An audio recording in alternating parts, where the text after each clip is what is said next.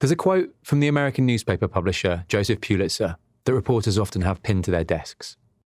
I can't do the accent, so I asked my colleague Denise to read it out. So shall I let you lead in, or I'll just start? I'll just start reading. Okay.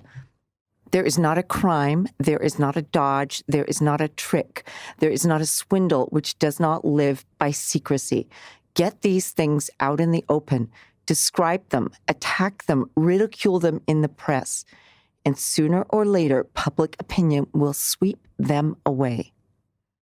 Reporters like this quote, I think, because it captures their job in its purest form.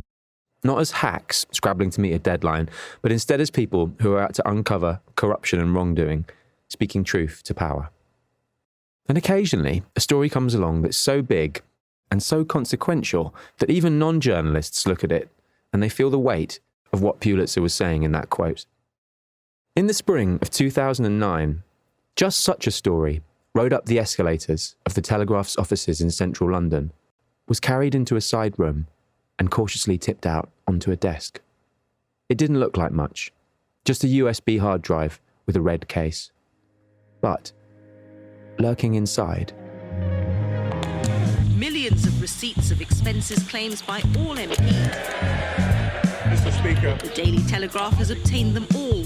We need to recognise and understand how angry people are. We locked these guys in a room and we just said, here's the disc, work out, start going through it. I'm Pete Norton, and this is Expenses, a podcast about journalism, politics, and what it's like to bring a huge national secret into the light. The idea of expenses is quite simple for MPs. They need money to survive in two places. Firstly, in their constituency, they've got to be able to live there with their family and talk to around 80,000 people who live in the area and help them through all sorts of issues. That's Chris Hope, the Telegraph's chief political correspondent and one of the reporters who broke the expenses story a decade ago. And of course, during the week, for a few days, they must be in Parliament to vote on government bills, meet ministers, and fly the flag for their local constituency. So they're required to have two homes, but of course, most people only have one home. So what's fair? Well, what was seen to be fair, and is still the case now, is they're given help to live in London, where their second home should be. And that's where the expenses system came in. So they were given... This expenses system, giving MPs financial support to maintain a second home, dated back to the 1970s when Ted Heath was Prime Minister. I want to speak to you simply and plainly about the great... And in the beginning, it was all pretty easy to follow. MPs could claim a fairly modest allowance to help them rent a second home. No scandal there. But over the decades, hidden from public view by the secretive workings of the committees and offices in charge of it, the second home allowance kept on growing, and the list of things MPs could claim for kept expanding. In the mid-1980s, under Margaret Thatcher, power and influence of this House, it was decided that mortgage interest payments were allowable, meaning crucially that MPs could now start buying second homes in London rather than renting them. And by the time the Telegraph got hold of all their claims on that red hard drive in 2009, the annual figure for the second homes allowance was just a touch over £24,000. And the things politicians were claiming for on it had reached a surreal fever pitch. As well as mortgage interest, they were claiming for flat-screen TVs, for furniture from upscale shops like Habitat and Heels, and for up to £400 of grocery shopping every month. They were claiming for dog food, for loo roll, for a trouser press, for having a ride-on lawnmower serviced, for having the hedge around a helipad trimmed. They were claiming for pretty much anything you can think of. And all this against the backdrop of the global financial crisis, which had brought recession to the UK in 2009, leaving households around the country with no choice but to rein in their own spending in order to stay afloat. More than a scoop, this thing had the dimensions of a national scandal. But it would take a steely resolve and hundreds upon hundreds of hours of reporting to bring it all to light. In this series, you'll hear the stories, some of them never told before, of the people who were tasked with pulling this off. You'll hear from our reporters, our editors, and our cartoonist. You'll hear what it's like to uncover a receipt for a duck house in a stack of documents, and how much sleep you get when you're facing down the entire political establishment, and the strange, perhaps still unheeded lessons that the expenses saga has for Britain in 2019.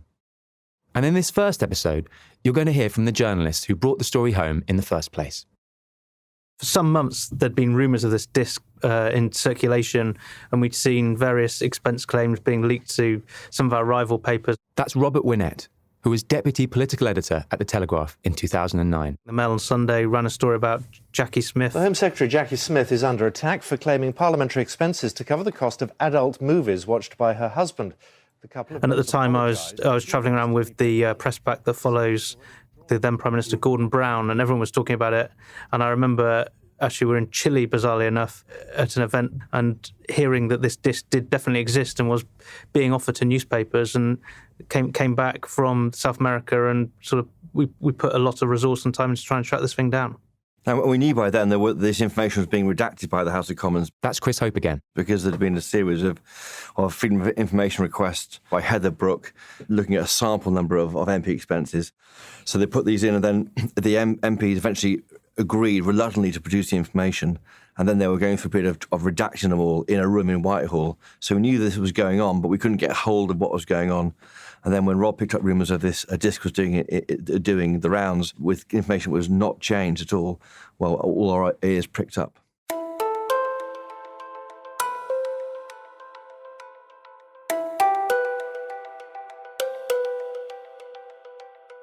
Having made it known that the Telegraph was interested in the disc, the paper was eventually approached by an intermediary offering a meeting. And so, one Tuesday in late April 2009, Robert Winnett made his way to a wine bar in Embankment, just around the corner from the House of Commons, where he sat down with a man called John Wick. Journalists meeting up with whistleblowers for the first time are usually prepared for a nervy encounter.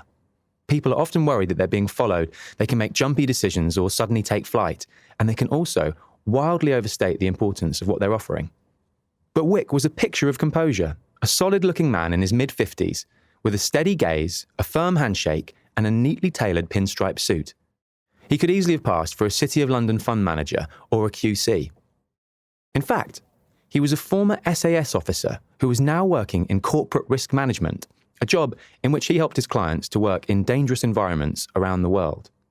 He told Winnett that he was representing people who had access to the last 5 years of MPs' uncensored expense claims and who wanted to expose what they saw as a profoundly corrupt system. He had 2 stipulations. One was that they wanted whoever took the disc to cover every single MP, regardless of political party. In other words, this couldn't be a partisan job only picking on select politicians. It had to confront the whole system. Secondly, he was insistent that as part of the deal, money should be put aside for the sources of this information, who were taking significant risks both professionally and personally by bringing it to light. Winnett thanked Wick and took this information back to his bosses at the paper, who very quickly agreed to the terms and began to put together a contract.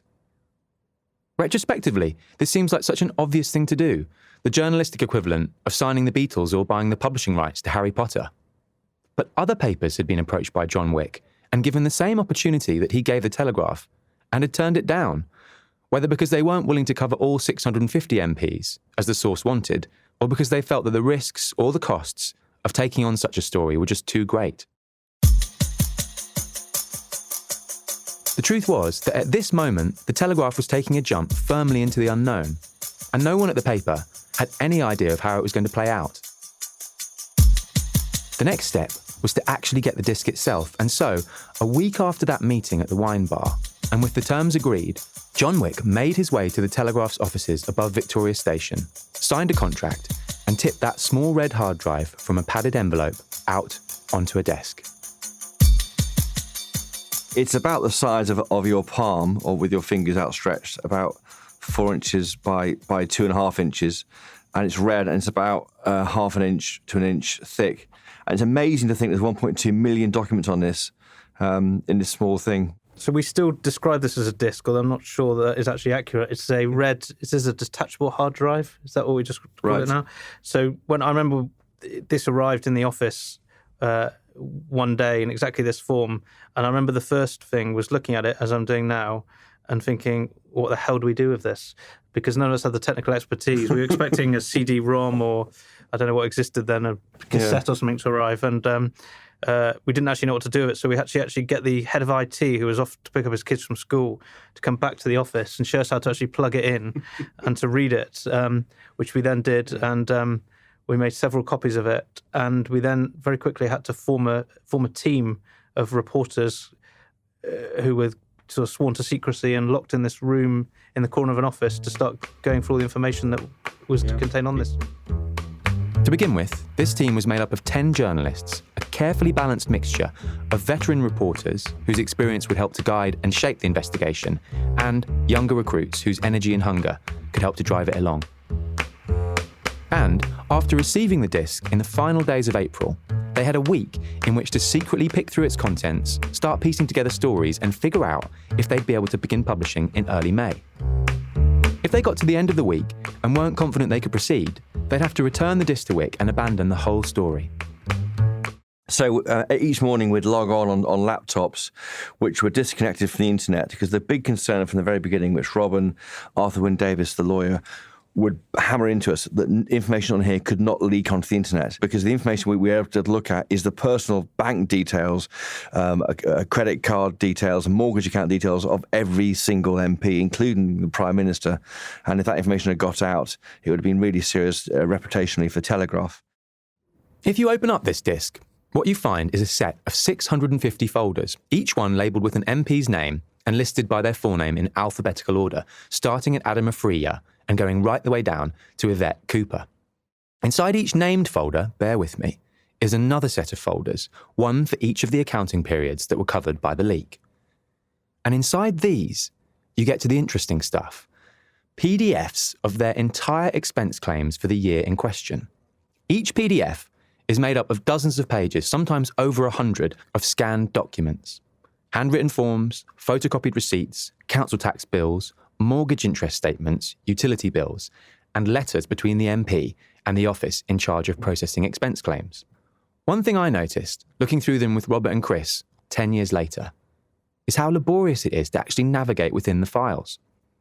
Because they're scans of printed and handwritten papers rather than text files or spreadsheets, you can't just hit Control F and search for, I don't know, plasma TV.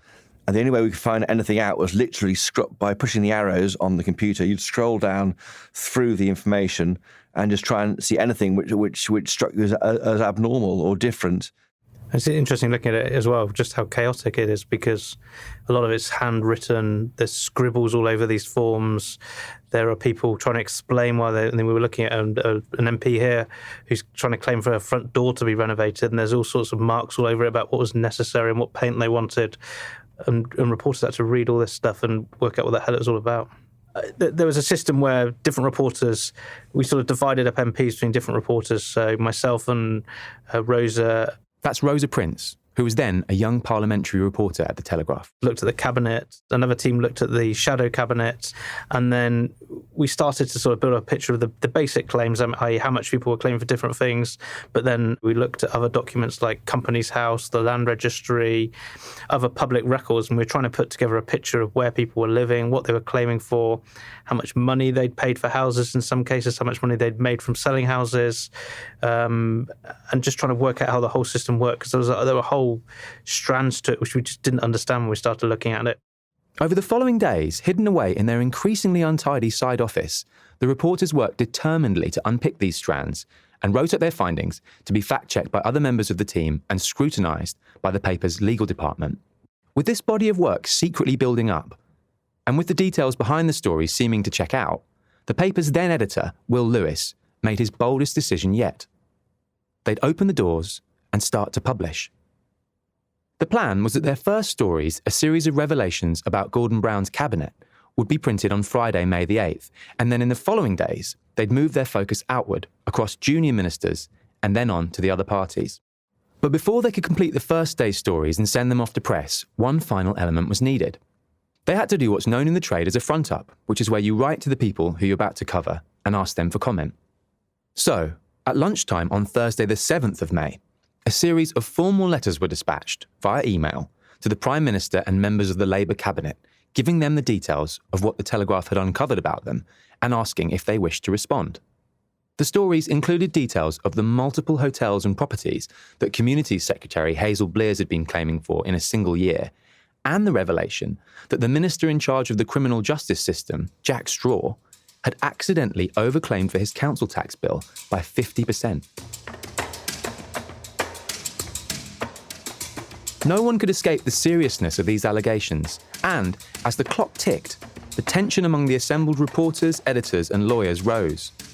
Would the ministers threaten legal action and try and serve the paper with an injunction? Would government spin doctors seize upon some inaccuracy that they'd all missed? Or was there a chance that the whole thing, the whistleblower, the disc, all the files, had been a giant hoax? And then, one of their inboxes pinged, and a reply came in. We'll hear what it was, right after this. Hi, I'm Danielle, and I'm the video planning editor here at The Telegraph. For the last 3 months, I've been working on a documentary film about the expenses scandal. I've interviewed dozens of journalists, politicians, and commentators, immersed myself in the political climate of 2009, and studied painful hours of MPs trying to defend their expenses on camera. So if you're enjoying this podcast and are interested in seeing some of the characters and events that it describes on screen, maybe you just want to learn how many toilet seats John Prescott claimed for, or which MP had a weakness for ginger crinkle biscuits, then head to telegraph.co.uk/expenses to watch, or follow the link in the show notes of this episode. I remember it was about 2:34 p.m. on that Thursday, the 7th of May, when Jack Straw confirmed to you by email, Rob, didn't he, saying that actually there's a problem with the council tax and he'd paid money back or something. Absolutely, and that was the very moment we realised that it wasn't the greatest hoax of all times, but was actually a genuine document. Because we've been working in complete secrecy from our family members, from colleagues at the office. We were going to this room and sitting there getting hot and sweaty and eating pizza and staying late at night. But we had no actual certainty that what we were looking at was a genuine thing. It could be a massive hoax. And that was always the lingering concern until that Jack Straw confirmation came back. With that concern done away with, the paper was able to publish, beginning an unprecedented 6-week-long string of front-page exclusives as the disc yielded scoop after scoop, throwing Parliament into disarray and dominating the headlines way beyond the newspaper. Tonight at 10, the expense claims of several cabinet ministers are revealed in detail. Good morning and welcome. More awful stories of MPs' expenses dodges today. From across the British political spectrum have been claiming for all kinds of everyday items. Which embarrassing leak is proving to be expensive? Oh, what a week. Des défraiements excessifs de certains parlementaires, mais également de ministres. Et cette fois, el escándalo sobre los excesos de los gastos de los parlamentarios, que provocó la dimisión de varios legisladores. Erst Hazel Bliers, Ressortchefin für Kommunales, dann Innenminister. Tonight, 20 days into the expenses scandal, Labour takes its first tentative... Before we get onto the effect that all of this had on Westminster and on the country, I wanted to focus on some of the specifics of what the reporters unearthed. Because, as with any great piece of journalism, the devil is in the detail. And working away in the bunker day after day, the reporters began to pick up on some particularly interesting details. They charted patterns of behaviour that were being repeated by numerous MPs, illuminating a more systematic exploitation of the rules. One of the most common of these, the reporters noticed, was for an MP to exploit the lax way in which the allowance system was enforced and use it as a way to boost the value of their own property on the public dime. So the key thing was moving the second home allowance around different properties and then draining the allowance and spending it on the property. To do it up. And I said it's like flipping, like in the city when you flipped debt from one company to another company. Private equity firms call it flipping. So we wrote flipping equals moving an allowance from one property to the next. And there was more. Then we had property ladder, which is people sort of working their way up through bigger and bigger properties and making money on the way. Yeah, we call one council tax. That was an MP's claim back their full rate of council tax on second homes, paid for by the taxpayer, and then claim for a discounted rate on their other property to make a bit of money that way. And this is a good one we worked it out, March Madness, which is when we suddenly realised that the deadline was in April, and so they'd all head to John Lewis or department stores throughout March and stock up on the new TVs and three-piece suites and all the rest of it. Last-minute repairs were when an MP was standing down from Parliament and knew he had to get rid of his or her allowance very quickly to splurge money on their property. And the capital gains tax avoiders who played fast and loose with the tax system to avoid paying tax when selling on these second homes? There are quite a few claimers for the wrong address. That was when an MP nominates their family home as their second home, so the taxpayer ends up footing the large bills there rather than on a smaller home they rarely use in London. And then sort of a twist on the March Madness is the long-distance shoppers. So these are people who we noticed were ostensibly buying things for their small second homes or their flats in London, but then these large household goods we could see from the receipts were actually being delivered to their main home, begging the question about were they really for their main home rather than the second home. The ninth idea we had was maxing out, where MPs would claim just below the figure at which they needed to offer receipts, which then was £250. So lots of things were coming in at 249, just below the number.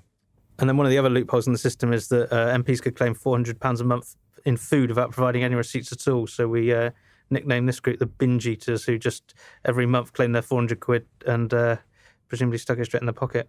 And particularly that was the case in August. We saw it, and September when Parliament wasn't sitting. And don't forget, all this money had to be spent to support their work as MPs. So any ideas when they weren't doing that became a story for us. As these revelations came to light, events outside the paper began to take hold. There was a public outcry. Politicians on both sides of the aisle were resigning or being asked to stand down. The leaders of both parties were scrambling to position themselves as the right men to lead Westminster through a period of much-needed reform. But one thing was missing. The story was lacking an image, something so vivid that even 10 years later, people who have forgotten everything else about expenses can still bring it to mind. And one day, a reporter happened upon it, hidden in a stack of receipts. I remember vividly when one of the thing which almost defined the whole scandal was this claim for a duck house by an MP called Sir Peter Viggers. And in fact, we've got his expenses up in front of us, Rob, haven't we? Yeah, it's incredible to look at it now. He filled in all of his, like many did, all of his forms by hand. And then my colleague Nick Allen, who now works at the Telegraph out in America, was just scrolling through. And I've just lost the bloody thing. He suddenly said, it's so easy to miss because it was a page of handwriting put in by Viggers, and you could easily not have seen it. But under the words garden design, he'd written pond feature. And then it was £1,645, marked not allowable. It wasn't clear what a pond feature was. And Nick carried on going through this long document. And we're talking about nearly 100 PDFs here, just scrolling through to page 82. And there it was, Heytesbury Bird Pavilions. And it turned out that Peter Viggers had ordered and claimed for, from the taxpayer, a duck house. And because it was the early days of Google Earth, we were able to look up Sir Peter's home address and then zoom in on his home. And there, in the middle of a pond on an island, was a square duck house. And I remember vividly shouting, "You can see it from space." For the record, Sir Peter Viggers was never actually reimbursed by the taxpayer for his pond feature. Even by the generous standards of the Fees Office, bespoke housing for wildfowl was perceived to be stretching the limit somewhat. Still, the fact that he'd seen fit to claim for it in the first place, and that it was such a perfect symbol of unnecessary expense, I'll just repeat it again, a floating house for ducks to live inside, cemented the duck house as the mascot of the story. And to cast ahead for a moment, in the next episode of Expenses, we'll be talking to the Telegraph's front page cartoonist, Matt, about his own eureka moment when coming up with duck house jokes. These moments of levity, expense claims that were impossible not to laugh at, brought some welcome comic relief for both the reporters pulling 12-hour days in front of their screens and for our readers unfolding the paper each morning to find out what the latest twist in the saga was. Because some of what happened was very unhappy indeed. So one of the most meticulous researchers we had was Holly Watt, and she had begun building up a database of where every property that every MP was claiming for, and cross-referencing that with the land registry data for those properties, which is a public register of every property in the UK, and the mortgages and so on. And she noticed, or began to notice, that for a few backbench MPs, they were claiming for mortgage costs for properties where there was no mortgage, which became known as the phantom mortgage. which looked very odd, shall we say, at the time. How did she figure out there was no mortgage? There wasn't a mortgage receipt So she could see from the expense claim they were claiming for a mortgage every month, but she could see from the land registry document that there was no mortgage on that property, because there never was a mortgage or because it had been paid off. We didn't really know whether that was just a mistake in one of the records, but then I think the first person that she contacted in that situation was a minister called Elliot Morley, or a former minister called Elliot Morley. And I remember her saying the shock in his voice when she phoned, and it just reinforced the idea that there was something very, very wrong with that claim. And, we now subsequently know she then wrote the story, and there was then a criminal investigation into Elliot Morley, and he subsequently went to prison.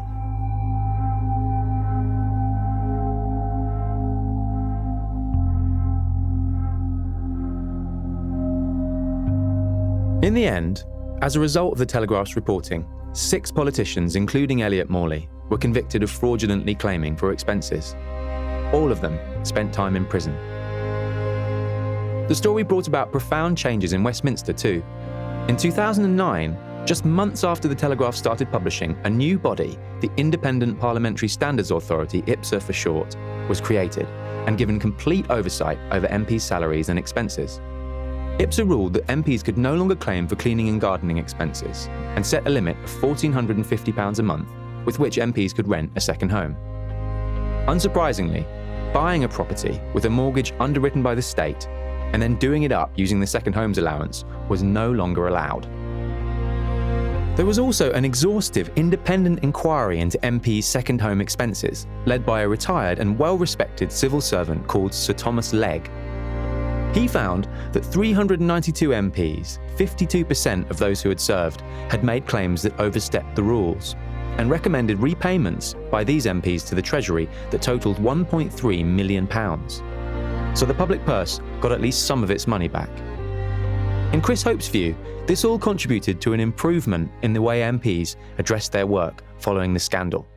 I think it forced MPs to be more in touch with the people who are paying their salaries, to be more alert to taxpayers and the fact that this is taxpayers' money and not their money. And I think it is a real corrective to people who assume they could have a seat for life and then get a knighthood. I mean, if it was showing them that isn't the case, it did result in, I think, the biggest clear-out ever of MPs at an election in 2010. A whole new group of MPs came in who remembered the expenses scandal, saw the mistakes that the MPs have made by assuming they can get away with this, and it has made politics, I think, more honest and more open. But there's another side to the expenses fallout that may have been considerably less positive for the political class and more worrying for democracy in general. Because while working practices within Westminster may have improved, if you look at surveys of the British public's trust in politicians over the last 25 years, you'll see that the numbers took a hit in 2009 that they still haven't recovered from. However fair it was to the 48% of MPs who hadn't been doing anything wrong, the expenses scandal delivered a heavy blow to a system that was already weakened by outside events. A lot of people, I think, rightly drew the conclusion that the anger people felt over expenses was as a result of the financial crisis. And I think you can take that, expenses, the referendum, Brexit, as the kind of sweep of, popular anger at the establishment. And I think, MPs' expenses should have been a wake-up call for MPs. And at the time, they realised that, but they quickly went back to their old ways. And we're sort of seeing a new phase of it now today, I think.